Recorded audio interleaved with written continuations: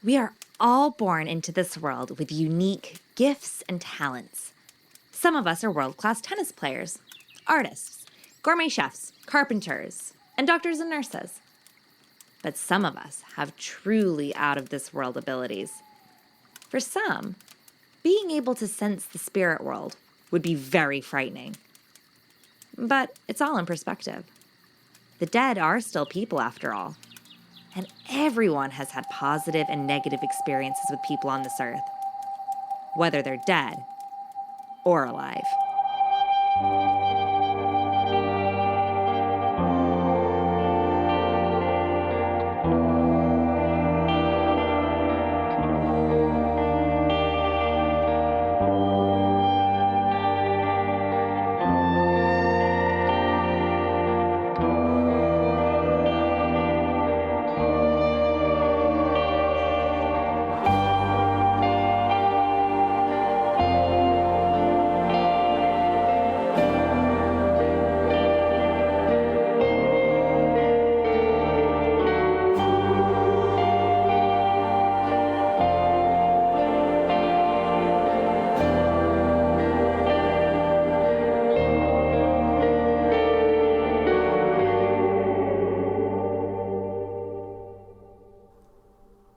Hello there, and welcome to the third episode of The West London Witch, a podcast where we share stories about those moments where we find ourselves very much not alone.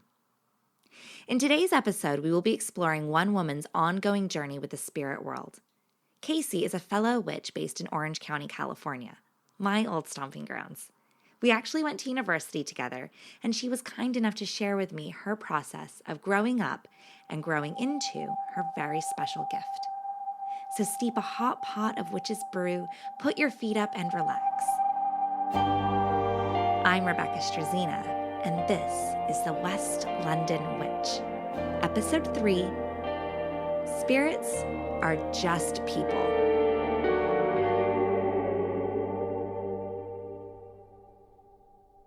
My story with the paranormal really starts when I was 4 years old. And what I'm basically am now is I'm what you referred to as a sensitive. So I don't see or talk to spirits necessarily. I can sense them. Sometimes in dreams, I feel like I communicate with them. But when I was a child, I was able to see and communicate with spirits. So my story starts really when I was 4 years old. This is when I had my first experience. When I was 4, I was going through a lot as a 4-year-old. My parents divorced, and my father moved out, and suddenly, my mom was a single mom for 4 kids, and I was the youngest of 4 kids. Kacy grew up in a home with strong Catholic values. Her mom and her Nana helped foster an environment where there was an innate belief in something greater than yourself. When sharing her faith and spiritualistic ideals with Kacy, her Nana told her all about guardian angels. So one night, this was after my dad had left, I woke up and there was a woman standing at the foot of my bed. And I shared a room with my sister, and my sister has no recollection of any of this, but she was standing at the foot of my bed, and she was blonde and fair-skinned and had really diaphanous, flowy clothing on, and she was glowing. And I asked her if she was my guardian angel. And she said, "My name is Sonia." And that first night, I don't remember exactly what we talked about. But I remember after she left, I got up out of my bed and went to the living room and told my mom that I had a new friend named Sonia. Kacy's mom didn't quite know what to make of Sonia, but she wasn't scared. Sonia kept visiting her at night, and the two struck up a sort of friendship. Kacy shared with Sonia her thoughts and her feelings about her dad's leaving. And Sonia in turn would ask her questions about herself, like, what did she want to be when she grew up? One day, my mother and I were just kind of moving things around in the house. We did things like that a lot. We were back in my bedroom and she was putting up a picture of an angel, like a guardian angel, and she was guiding these two kids across a bridge. And I said, Mom, that's Sonia. And she was like, oh, now I understand. She's been seeing, a guardian angel. So one day, Sonia just stopped visiting. And I think my mom had noticed I hadn't talked about her in a while. And she asked me, well, where is Sonia? I said, oh, she left. She went away, very matter-of-factly. And I didn't seem upset about it or anything. I don't remember. I'm sure that her and I had a conversation about her leaving. I don't remember. But looking back kind of with my adult eyes, I can see now that I think I saw her as a guardian angel because that was my lens back then. That was my scope of what I knew, whatever, a spirit was. But of course, now that I know more and I've had more experiences with spirits, I can see that she was a spirit. As an adult, Kacy and her mom have spoken more about Sonia, with a wider viewfinder, if you will. And her mom has another really lovely theory as to why Sonia might have made herself visible to Kacy as a little girl. She also told me that she even had the thought that maybe Sonia in some way was my older self that was kind of sent to protect and look over my younger self. And I really loved that thought because I've been doing a lot of work in my therapy and my mental health, doing a lot of like inner child work and learning to take care of that inner child. So that really touched me and was really beautiful that she had that thought. Whoever Sonia was, Kacy likes to believe that the two helped each other out. Sonia helped Kacy through a difficult time, and perhaps she helped Sonia move on also. And even though that was my youngest experience, it definitely was not my last. As Kacy grew up, she spent a lot of time with her grandparents, to whom she was very close with. They lived in a tiny city called Kalama in Washington State. It's a very small town. It has currently today about 2,500 people in it. It's one street, no stoplights. There's one four-way stop at the end of the main street, and that's it. And then the rest of it is kind of dispersed. It's very rural. But it's an old town. It was established as a railroad town in 1870. So a lot of the buildings on the main road are very historical. They've been there a long time. And one of these places was an antique store that my aunt worked in. And it was called Heritage Square. The building itself was built in 1896. And in 1991, a woman, a Kalama local, she bought the building and restored it and made it into this incredible antique store. And actually, a little known fact that Marlon Brando lived in Kalama for a while. And his son still had a house there for long after his father died. But Marlon Brando loved to go to Heritage Square Antique Store and sit in the window. There were these big windows on it, and he would sit in the window and just people watch all of the people going antiquing in downtown Kalama. So interesting history with this building. So in the summers, my Nana would take me downtown to run errands with her. But part of the draw of going to run errands with her is that while she was running errands, I got to go and hang out with my aunt at Heritage Square Antiques. And this antique store was just beautiful. It was huge. And the cash register area was like a bar area where they had a little soda fountain, had all these little rooms off to the side and a banister up top on the second floor that wrapped around the whole place. And there were all kinds of, beautiful things in there. I've always loved vintage clothes, and that was my favorite room. There was a room of vintage clothing. And there was at one time, for a long time, at this big room that was right off the left as you came in the door, they had an actual Romani wagon. And I loved to sit in there because I could feel that there were so many stories in there and so many people that wanted to be heard.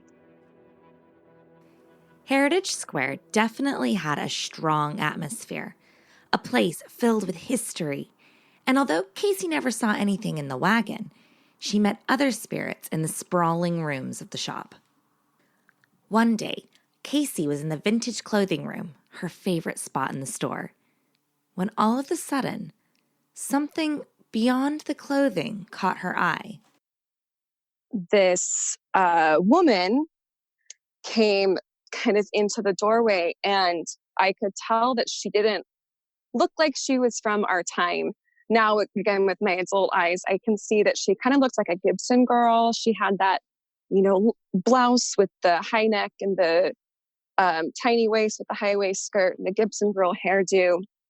And I looked at her and she just smiled and then walked away. And in my heart, I knew exactly what she was. I knew she was a spirit.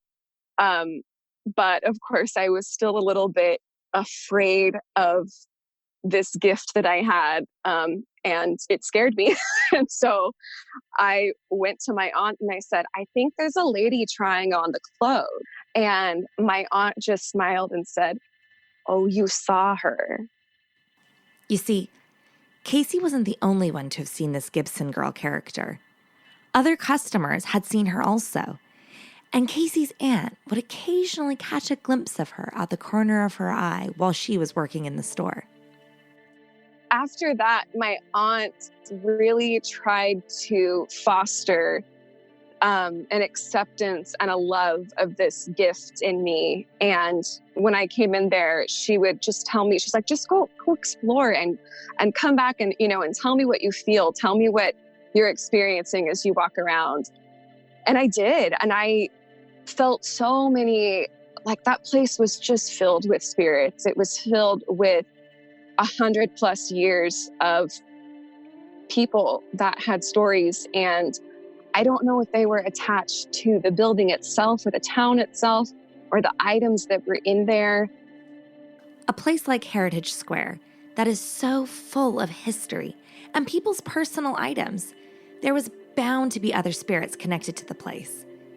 And not all of them were as gentle as the Gibson girl. I only met one spirit in there that was threatening, and I never talked to him either. He was a man with tiny glasses and a mustache and a suit, an old style suit. And I thought it looked like a doctor kind of. I don't know why I got that vibe from him, that he was a doctor of some sort. But I did not like him. His presence was threatening and I did not like it. So, I would just kind of catch a glimpse of him sometimes in the store. And if I saw him, I would just immediately run back to my aunt because I didn't want to investigate him or be around him. To Kacy, Heritage Square was more than just four walls filled with oddities and ancient treasures. It was a magical place. It was her playground, her schoolhouse, a space where she explored her gift and encountered so many wonderful spirits. However, this part of our story has a really tragic ending. In 2009, it caught fire and burned to the ground. And the case has never been solved. They don't know how it caught fire. They don't know who or what happened. All they know is that the owner saw a spark in the floorboards and the whole thing went up. And nobody was hurt. And they even managed to get a few of the more valuable items out before it burned to the ground. But it really had an effect on me when it burned. I mean, it's sad because it's such an old historical building, first of all, but I also just had such a connection to it, to the place, and the experiences that I had there and kind of fostering this gift in myself. I remember going downtown. This was in 2009. I was 19, And I wasn't seeing spirits by then, but I could still feel them. I went back out to my car and I stood across the street and I just kind of looked at the remnants of the building, which wasn't much. And I had this overwhelming sense of peace that the spirits who were in there were finally free. And I don't know, maybe they were free because they went somewhere else, or, I don't pretend to know where we go after we pass on. But yeah, it was comforting to know that even though I had lost this connection to this place, this physical place, the spiritual place was set free. Being connected to the spirit world is not unlike the physical world. Sometimes you can have negative or frightening experiences with people, dead or alive, but you have to learn to find your voice and set those boundaries. The thing is, though, that takes an awful lot of bravery, particularly when you're only a small child.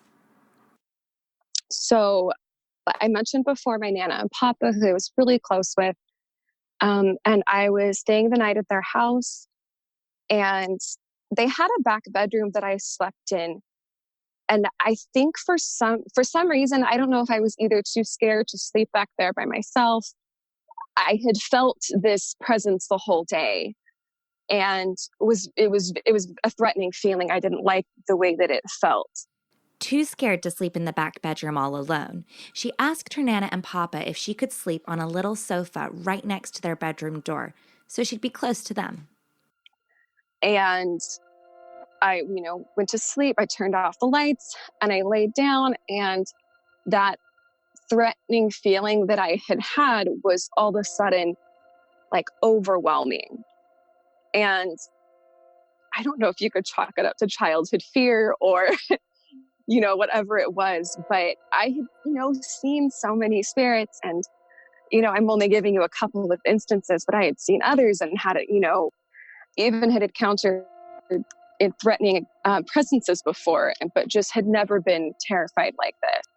So when I got that feeling, I just pulled the covers up over my head.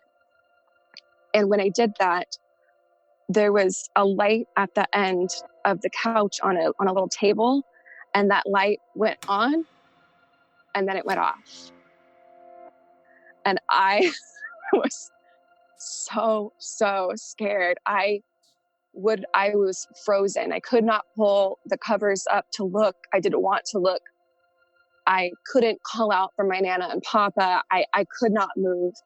And that light just kept going on and off, on and off. And while I'm sitting there in the most paralyzing fear I had ever felt, all of a sudden the blanket at the bottom of my feet just started pulling up. And I don't know how, but I finally found my voice and I just said, "Stop." And that's all I could muster. I just said, "Stop." And I'm like shaking thinking about it.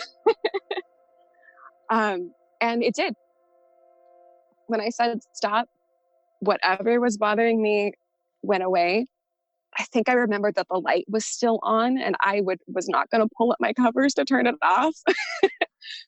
But somehow I fell asleep that night, and I woke up in the morning and told my grandparents, and I think they believed me, but they kind of laughed at me too, because I was a very fantastical kid and, always had stories like this kind of.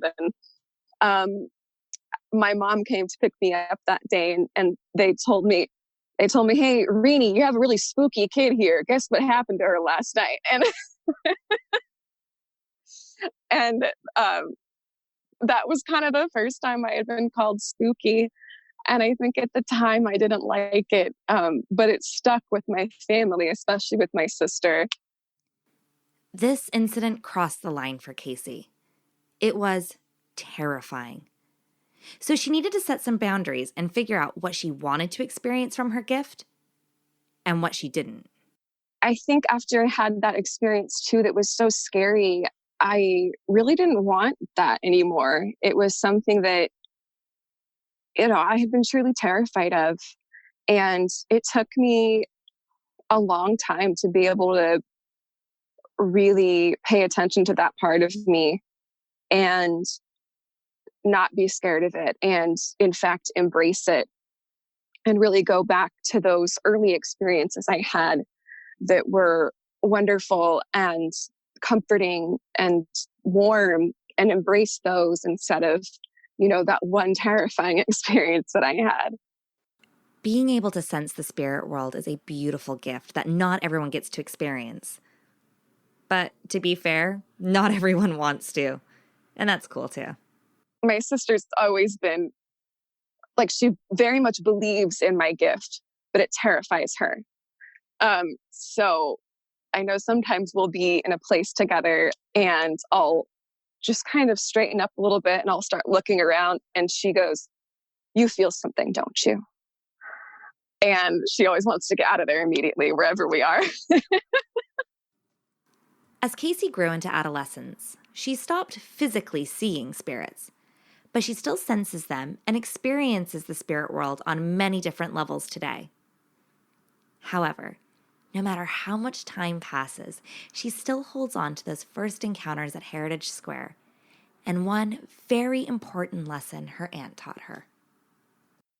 I'd like to kind of end my story with something that my aunt always told me when I was in the antique store with her, because she asked me if I was scared. And I said, no, not really. I said, that guy really scares me. And she said, well, spirits are just people. And that hit true to me when I was a kid, and it still does now, that spirits, if they are among us, and I believe they are, they're just people. And there are good people, there are bad people, there's everyone in between. But for whatever reason, those people haven't been able to move forward. And I always feel like I can sense them for a reason. And I'm investigating that reason every day. I don't think I truly know what the reason is and why I feel them. But I think I'm grateful that it brings me a larger spiritual connection to something bigger than myself. And I'm, of course, not Catholic anymore. I'm Wiccan, but being raised with that sense of spirituality and the ability to believe in bigger and better things is something I still use in my craft every day. And I will continually tell people who are scared of ghosts that ghosts and spirits are just people. So there you have it, folks. Spirits are just people. And although that may be true, when the lights are out and you're tucked in bed all alone, are you comfortable letting them watch you sleep?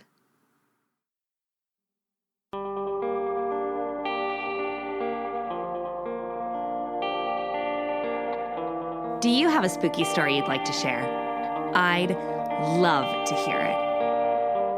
Drop me an email at thewestlondonwitch@gmail.com or find us on Instagram and Facebook at The West London Witch. If you enjoyed today's episode, don't forget to subscribe, rate, and review. And come follow us for additional content on Instagram and Facebook. Until next time, merry meet, merry part, and merry meet again.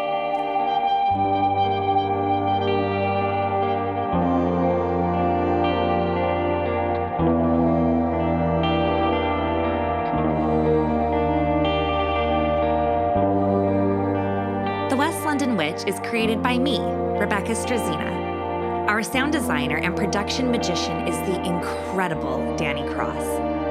Our theme music was bespokely written and performed by the wickedly talented Kyle Hall. Our cover art is the beautiful collaboration between Lizzie Wilson and Jake Bowser.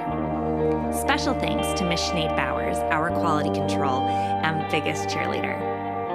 And thank you to you, all of our listeners all over the world. These are your stories. Thank you for sharing them with us.